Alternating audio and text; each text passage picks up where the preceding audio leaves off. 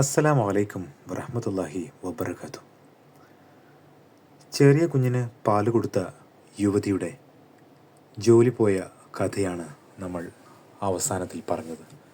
അതെ, ആ ചെറിയ കുഞ്ഞിന് ഹോട്ടലിലെ ജോലിക്കാരിയായിരുന്ന ചായക്കച്ചവടക്കാരിയായ യുവതി പാല് കൊടുത്തപ്പോൾ ആ കടയിൽ നിന്നും അവരുടെ മുതലാളി അവളെ ഒഴിവാക്കിക്കൊണ്ടുള്ള കഥയാണ് നമ്മൾ അവസാനത്തിൽ പറഞ്ഞത്.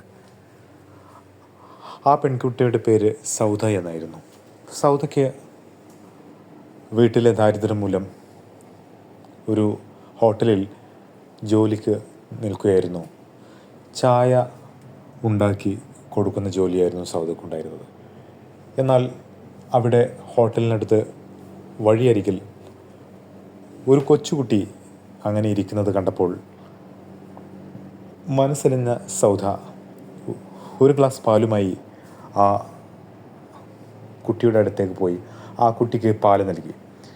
എന്നാൽ ആ ഒരൊറ്റ കാരണം കൊണ്ട് തന്നെ ഹോട്ടലിലെ മുതലാളി അവളെ ഒരുപാട് ശകാരിച്ചുകൊണ്ട് അങ്ങനെ അവളെ ജോലിയിൽ നിന്നും പുറത്താക്കുകയാണ്. എന്നാൽ ഈ കുട്ടി ഒരു വലിയ മുതലാളിയുടെ കുട്ടിയായിരുന്നെന്നും അങ്ങനെ ആ മുതലാളി പിറ്റേ ദിവസം അവളെ കാണാൻ വേണ്ടി വരികയാണ്. അവളെ അയാളുടെ ബിസിനസ്സിൻ്റെ എല്ലാ കാര്യങ്ങളും ഏൽപ്പിക്കുകയും അങ്ങനെ ആ കുട്ടിയുടെ എല്ലാ പൂർണ്ണ റെസ്പോൺസിബിലിറ്റി അവൾക്ക് ഏൽപ്പിക്കുകയുമായിരുന്നു. ഇത് കണ്ട മുതലാളി അരിശം പൂണ്ടുകൊണ്ട് അങ്ങനെ അവസാനം ആ കുട്ടിയെയും അവളെയും അപായപ്പെടുത്താൻ ശ്രമിക്കുന്ന കഥയാണ് നമ്മൾ അവസാനമായി അവതരിപ്പിച്ചത്. അങ്ങനെ ഹോട്ടലിൻ്റെ ആ ക്രൂരനായ മുതലാളി ഒരു ദിവസം സൗദയും ആ കുട്ടിയും കൂടി നടന്നു പോകുമ്പോൾ അയാളുടെ വാഹനം ഉപയോഗിച്ച് ഇടിപ്പിക്കുകയായിരുന്നു. എൻ്റെ പഠിച്ചോനെ, ഇയാളിത് എന്ത് ഭാവിച്ച, എന്തോ ഭാഗ്യം കൊണ്ട് സൗദ സൈഡിലേക്ക് മറിഞ്ഞു വീണു. ആ കുട്ടിക്കാണെങ്കിൽ സാരമായ പരിക്കോട് കൂടി രക്ഷപ്പെടുകയായിരുന്നു. എന്നാൽ ആ കുട്ടിയുടെ പിതാവ് ആ കുട്ടിയുടെ കഥ പറയുകയാണ്. അങ്ങനെ അവസാനം ഇത് അയാളുടെ സ്വന്തം കുട്ടിയല്ല എന്നും അങ്ങനെ ഇത് വേറൊരു സ്ത്രീയുടെ കുട്ടിയാണ്, അങ്ങനെ അവർ തമ്മിൽ ഇഷ്ടത്തിലാവുകയും അങ്ങനെ ആ സ്ത്രീ ഓഫീസിലെ തന്നെ മറ്റൊരാൾ കൂടെ പോവുകയായിരുന്നുവെന്നും അവസാനം ഈ കുട്ടിയുടെ എല്ലാ ഉത്തരവാദിത്തങ്ങളും ഇയാൾ ഏറ്റെടുത്തു നടത്തുകയായിരുന്നു. ദിവസങ്ങളിങ്ങനെ വളരെ പെട്ടെന്ന് കടന്നുപോയി. മനസ്സോടു കൂടി ഹോട്ടൽ മുതലാളിയുടെ പക അവസാനിക്കുന്നില്ല. അയാൾ വീണ്ടും വീണ്ടും അവരെ ആക്രമിക്കാൻ ശ്രമിക്കുകയാണ്. എന്താണെന്നറിയില്ല. കാരണം ഒരു പക്ഷേ ഇയാളുടെ ഹോട്ടൽ ആ മുതലാളി സൗദയുടെ പേരിൽ വാങ്ങിക്കൊടുത്തു എന്നുള്ളതാണ്. വളരെ നല്ല കച്ചവടം ഉണ്ടായിരുന്ന ആ ഷോപ്പിൽ നിന്നും അയാളെ നിർബന്ധപൂർവം ഒഴിവാക്കുമായിരുന്നു. അയാൾക്ക് വളരെ നല്ല തുക നൽകിയെങ്കിലും പൈസക്ക് ആർത്തിയുള്ള ആ മനുഷ്യൻ അവിടെ നിന്നും പോകാൻ റെഡിയാകുന്നില്ല. വല്ലാത്തൊരു മനുഷ്യൻ തന്നെ. അയാൾ വീണ്ടും വീണ്ടും സൗദയെ ആക്രമിക്കാൻ വരികയാണ്. അവസാനം ആ മുതലാളി എല്ലാവിധ കഥകളും സൗദയോട് പറയുകയാണ്. അതെ, ഇത് എൻ്റെ കുട്ടിയല്ലെന്നും അവിടെ ഓഫീസിലുണ്ടായിരുന്ന ഒരു സ്റ്റാഫിൻ്റെ കുട്ടിയാണെന്നും അറിയിച്ചു. മാത്രമല്ല അവൾ ഇപ്പോൾ വേറെ ഒരാളുടെ കൂടെ, അതും എൻ്റെ സഹ ബിസിനസ്സുകാരനായ ഒരു മനുഷ്യൻ്റെ കൂടെ എൻ്റെ സ്വത്തും ആഭരണങ്ങളും എല്ലാം എടുത്തുകൊണ്ട് അവൾ ഓടിപ്പോവുകയായിരുന്നു. വല്ലാത്തൊരു ചതിയായിരുന്നു അത് എനിക്ക് വല്ലാത്തൊരു ഷോക്ക് നൽകി. എന്നാൽ സൗദയോടുള്ള ഈ കഥ പറച്ചിലിന് ഇടയിലും ആ ഹോട്ടലിൻ്റെ മുതലാളി സൗദയെ വിടാനുള്ള പ്ലാനിങ്ങിലായിരുന്നു. സൗദയ്ക്കെതിരെ അയാൾ കള്ളക്കേസ് കൊടുക്കുകയായിരുന്നു. അങ്ങനെ സൗദയെ അന്വേഷിച്ചുകൊണ്ട് പോലീസ് ആ മുതലാളിയുടെ വീട്ടിലേക്ക് വരികയാണ്. അങ്ങനെ ചെക്കിംഗ് എല്ലാം കഴിഞ്ഞു. അങ്ങനെ അറിയിച്ചിട്ടും സൗദയുടെ ഭാഗത്ത് യാതൊരു പ്രശ്നവുമില്ലായിരുന്നു. സൗദ എല്ലാ കണക്കുകളും വളരെ കൃത്യമായി, എല്ലാ ജോലികളും വളരെ വ്യക്തവും ക്ലിയറുമായി ചെയ്തുകൊണ്ട് തന്നെ സൗദക്ക് പേടിക്കേണ്ട ആവശ്യം വന്നില്ല. എന്നാൽ ഇവിടെ നിന്നും, അയാളുടെ ഹോട്ടലിൽ നിന്നും നല്ലൊരു സംഖ്യ കാണാതായി എന്ന് പറഞ്ഞുകൊണ്ട് വീണ്ടും ഒരു കംപ്ലൈൻറ്റ് കൊടുത്തു. ഇതും കൂടി കേട്ടപ്പോൾ ആ കുട്ടിയുടെ പിതാവായിരുന്ന ആ മനുഷ്യൻ അയാളെ വെറുതെ വിടാൻ തീരുമാനിക്കുന്നില്ല. അയാൾ ഒരു ദിവസം നേരിട്ട് ചെല്ലുകയാണ്. അങ്ങനെ അവർ തമ്മിൽ ശക്തമായ വാക്കുതർക്കങ്ങൾ നടക്കുന്നു. സൗദ അവസാനം അയാളോട് പറഞ്ഞു, ഇയാളോടൊന്നും സംസാരിച്ചിട്ട് കാര്യമില്ല. നിങ്ങൾക്ക് വേണ്ടി ഇത്ര നാൾ ഇവിടെ ഞാൻ ഒരു പട്ടിയെപ്പോലെ ജോലി ചെയ്തു. നിങ്ങൾ എനിക്ക് ശമ്പളം പോലും വ്യക്തമായിട്ട് എനിക്ക് തന്നില്ല. അവസാനം അവിടെ നിന്നും സൗദയും കുട്ടിയുടെ പിതാവെന്ന് പറയപ്പെടുന്ന ആ വ്യക്തിയും കൂടി അങ്ങനെ ഇറങ്ങിപ്പോവുകയാണ്. അയാൾ സൗദയോട് പറഞ്ഞു, സൗദ, ഇപ്പോൾ മനസ്സിലായില്ലേ, മനുഷ്യന്മാരെ നമ്മൾ ഒരിക്കലും വിശ്വസിച്ചുകൂടാ. അത് വളരെ ബുദ്ധിമുട്ടാണ്. ആരുടെ സ്വഭാവം എപ്പോൾ മാറുമെന്ന് നമുക്ക് ഒരിക്കലും പറയാൻ സാധിക്കില്ല. കണ്ണീരുമായി കൈകൾ നീട്ടി ഞാൻ നിന്നിൽ, തക്ബീറുമായി ശുക്ർ ചൊല്ലി നിൻ മുന്നിൽ, സുബ്ഹിക്ക് മുന്നേ ഉണരും ശുക്രോതി കൽബിൽ നിറയും, ഞാൻ എൻ്റെ നാഥനിലലിയും, എന്നും ഈ കണ്ണീർ നനയും, വരം എന്ത് കേണു എൻ പുരാനേ, ദിനം അഞ്ചും തേടി എൻ പുരാനേ, കണ്ണീരുമായി കൈകൾ നീട്ടി ഞാൻ മുന്നിൽ, തസ്ബീഹുമായി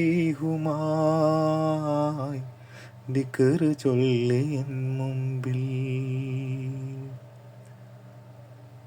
സൗദ അള്ളാഹുവിനോട് മനമൊരുക്കി പ്രാർത്ഥിച്ചു, പഠിച്ചോനെ, വാക്കുകൊണ്ടും നോക്കുകൊണ്ടും പോലും ഒരു രൂപ ഞാൻ എടുത്തിട്ടില്ല, ഒരു തെറ്റ് പോലും ഞാൻ ചെയ്തിട്ടില്ല. എങ്കിലും എന്തായിരിക്കും എനിക്കെതിരെ ഒരു കള്ളക്കേസ് ഇയാൾ കൊടുക്കുന്നത്? എനിക്ക് വേണ്ട ഈ സ്ഥാപനങ്ങളൊന്നും. എനിക്കൊരുപാട് പണവും ഒന്നും വേണ്ട. എൻ്റെ പ്രായമായ മാതാവിനും പിതാവിനുള്ള മരുന്നിനുള്ള പൈസ മാത്രം മതി എനിക്ക്. ഇനിയിപ്പോൾ ആളുകളുടെ മുമ്പിൽ ഞാൻ എങ്ങനെ നോക്കും? എനിക്കെതിരെ കള്ളക്കേസ് കൊടുത്ത് അതിൽ രണ്ടായാലും ഒരു പകുതി പേർ വിശ്വസിച്ച് കാണും. ശരിയാണ്, ആ പെണ്ണെ പൈസ എടുത്തിട്ടുണ്ടാവും, പറയാനൊന്നും പറ്റില്ല. ആളുകൾ സത്യമായാലും അസത്യമായാലും പകുതി പേർ എന്തായാലും വിശ്വസിക്കും. അതാണ് അവസ്ഥ. സൗദയുടെ മുതലാളി അവിടെ നിന്നും മാറി താമസിക്കാൻ ആവശ്യപ്പെടുകയായിരുന്നു. എന്നാൽ സൗദ പറഞ്ഞു, ഇല്ല, എനിക്ക് സാധ്യമല്ല. ഇവിടെ എൻ്റെ പ്രായമായ ഉമ്മയും ഉപ്പയുമുണ്ട്. ഞാൻ ഒരു കുട്ടിക്ക് ഒരു പാല് കൊടുത്തു എന്നുള്ള ഒരു കാര്യമേ ചെയ്തിട്ടുള്ളൂ. ഇതത്ര ഒരു വലിയ ഒരു ശിക്ഷയായിട്ട് എനിക്ക് തോന്നുന്നില്ല. അയാളുടെ വാക്കുകൾ സൗദ വിലക്കെടുത്തില്ല. കാരണം സൗദയുടെ പ്രായമായ മാതാപിതാക്കളും എല്ലാവരും അവിടെ ഉണ്ടായിരുന്നു. അങ്ങനെ ഇരിക്കെയാണ് ആ കുട്ടി അങ്ങനെ വളർന്ന് വലുതാവുകയാണ്. അവസാനം ആ കുട്ടി നന്നായി പഠിച്ച് വളരെ നല്ല ഒരു ജോലി കിട്ടുകയാണ്. അവസാനം ആ കുട്ടി ആ നാട്ടിൽ തന്നെ ജില്ലാ ഭരണകൂടത്തിൻ്റെ മേധാവിയായി ചാർജ് എടുക്കുകയാണ്. ഏതാനും ദിവസങ്ങൾ കഴിഞ്ഞു.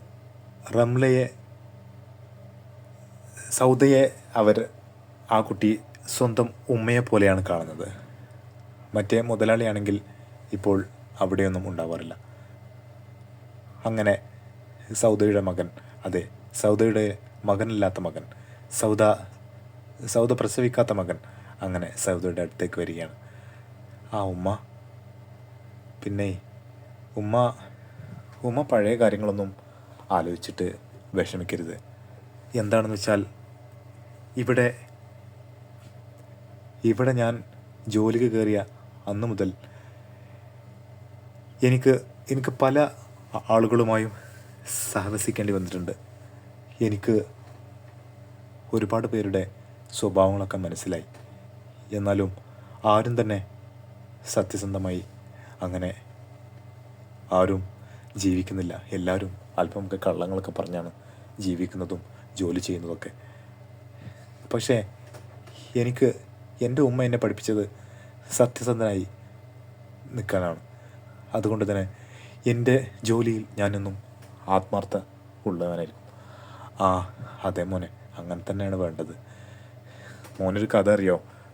അത് ഒരു ഒരു മഹാനായ ഒരു ഷെയ്ഖ് ഉണ്ടായിരുന്നു, മുഹീദ്ദീൻ ഷെയ്ഖ്. അദ്ദേഹത്തിൻ്റെ ഉമ്മ ഒരു ദിവസം മോൻ്റെ കയ്യിൽ ഏതാനും സ്വർണ്ണ നാണയങ്ങൾ മോൻ്റെ കയ്യിലാക്കിക്കൊണ്ട് ഉമ്മ മോൻ്റെ കയ്യിൽ കൊടുത്തയച്ചു. അപ്പോൾ അവിടെ വഴിയിൽ ഒരുപാട് കൊള്ളക്കാരുണ്ടായിരുന്നു. ആ കൊള്ളക്കാർ അപ്പോൾ അവനോട് ചോദിച്ചു, നമ്മുടെ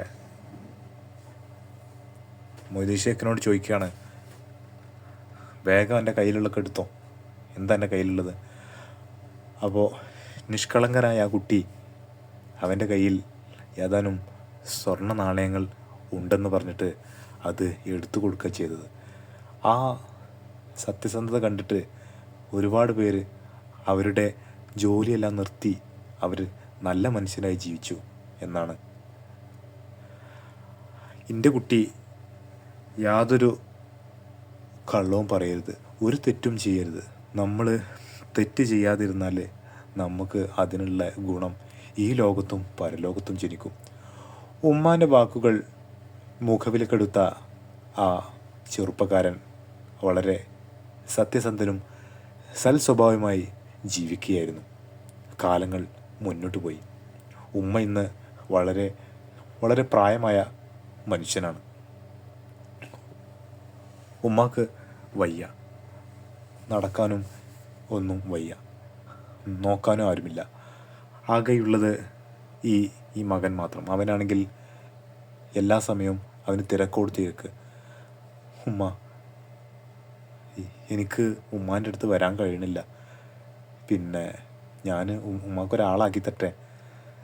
മോനെ, ഉമ്മാക്ക് എപ്പോഴും ഭയങ്കര ക്ഷീണമാണ്, എപ്പോഴും ഉമ്മാക്ക് വയറുവേദനയാണ്. അറിയാലോ, ഇവിടെ എന്നെ നോക്കാനൊന്നും ആരുമില്ല. ഉമ്മ സാരില്ല, ഉമ്മാക്ക് വേണ്ടി ഒരാളെ ഞാൻ ഏർപ്പാടാക്കാം. ഉമ്മാക്ക് ഇവിടെ മരുന്നെടുത്ത് തരാൻ പോലും ആരുമില്ല എന്നാണ് ഞാൻ അറിഞ്ഞത്. എന്താ ചെയ്യുക, ഈ ഉമ്മ ആരെയും പ്രസവിച്ചിട്ടില്ല, അതുകൊണ്ട് സ്വന്തം മക്കളില്ല. അതുകൊണ്ടായിരിക്കും അല്ലേ എനിക്ക് മരുന്ന് നിർത്താൻ ആളുടെ. അതൊക്കെ ഉമ്മാക്ക് വെറുതെ തോന്നാം. ഇനി ഉമ്മ 10 പ്രസവിച്ചാലും എല്ലാവരും അവരവരുടെ കാര്യത്തിൽ ഭയങ്കര ബിസിയാണ്. അതെന്താ മോനെ അങ്ങനെ പറഞ്ഞത്? അതെ ഉമ്മ, അങ്ങനെയും കഥകളുണ്ട്. 6-7 മക്കളുണ്ടായിട്ട് ആരും തന്നെ നോക്കാനില്ലാത്ത ഉമ്മമാരുടെ അവസ്ഥ ഈ ലോകത്ത് ഒരുപാടുണ്ട്. ഒരു മരുന്ന് എടുത്തു കൊടുക്കാനും അല്ലെങ്കിൽ ഒരു കുറച്ച് കഞ്ഞിവെള്ളം എടുത്തു കൊടുക്കാൻ പോലുള്ള ആളുകളൊന്നുമില്ല ഈ ലോകത്ത്. ആ ഉമ്മയുടെ വാക്കുകൾ കേട്ട് അവൻ പൊട്ടി കരഞ്ഞു. എൻ്റെ പഠിച്ചോനെ, ഇങ്ങനെയുണ്ട് മനുഷ്യന്മാർ. ഉമ്മയെൻ്റെ പൊന്നുമ്മയാ, ഉമ്മയെന്നുമെൻ ജീവനാ, ഉമ്മയെൻ്റെ പൊന്നുമ്മയാ, ഉമ്മയെന്നുമെൻ ജീവനാ. ഉമ്മ തന്ന സ്നേഹം, എൻ്റെ ഉമ്മ തന്ന ലാളനം ഒരിക്കലും മറക്കുവാൻ കഴിയുകില്ല. എൻ്റെ ഉമ്മാനെ ഒരിക്കലും വെറുക്കുകയില്ല. ഉമ്മാൻ്റെ കണ്ണുകൾ നനയാതിരിക്കാൻ, ഉമ്മാൻ്റെ കവിളും നിറയാതിരിക്കാൻ, ഉമ്മ വച്ചുമ്മാൻ്റെ മടിയിൽ മയങ്ങി ഉമ്മാനയെന്നും അനുസരിക്കും, എൻ്റെ ഉമ്മാനയെന്നും അനുസരിക്കും. ഉമ്മയെൻ്റെ പൊന്നുമ്മയാ, ഉമ്മയെന്നുമെൻ ജീവനാ. ഉമ്മ തന്ന സ്നേഹം, എൻ്റെ ഉമ്മ തന്ന ലാളനം ഒരിക്കലും മറക്കുവാൻ കഴിയുകയില്ല. എൻ്റെ ഉമ്മാനെ ഒരിക്കലും വെറുക്കുകയില്ല. ഇൻഷാ അല്ലാ നമ്മുടെ ഈ കഥയുടെ ഭാഗം ഇവിടെ അവസാനിക്കുകയാണ്. വീണ്ടും കാണാം. ചാനൽ എല്ലാവരും സബ്സ്ക്രൈബ് ചെയ്യണം, ഷെയർ ചെയ്യണം, മുഴുവനായിട്ട് കേൾക്കണം. എന്നാൽ മാത്രമേ നമുക്ക് അടുത്ത കഥയിലേക്കുള്ള ഒരു മോട്ടിവേഷൻ വരുള്ളൂ, അടുത്ത ഭാഗത്തേക്കുള്ള ഒരു സപ്പോർട്ട് കിട്ടുള്ളൂ. അപ്പോൾ ഇൻഷാ അല്ലാ കാണാം. അസ്സലാമു അലൈക്കും വറഹ്മത്തുള്ളാഹി വബറകാതുഹു.